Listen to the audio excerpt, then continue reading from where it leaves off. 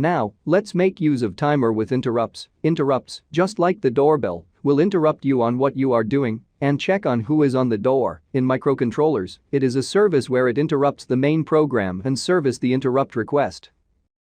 The 8051 has several interrupt sources, timer interrupts, external interrupts and serial port, so that the microcontroller knows what interrupt source to service. Each interrupt has its own address and number as shown. Programming the timer with interrupt is easy. First we initialize the timer, in our case timer 0 to the time we want the interrupt to occur, in our case at 1 millisecond, then enable the timer interrupt and global interrupt bits. We put it in a subroutine for a much cleaner main program. We call it at the start of the program.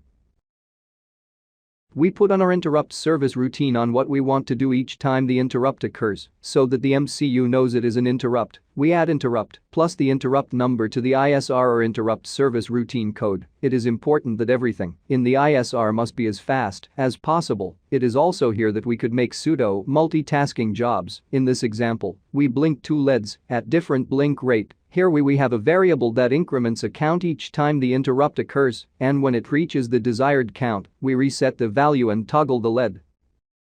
Until next. I hope you learned something. Don't forget to hit like and subscribe.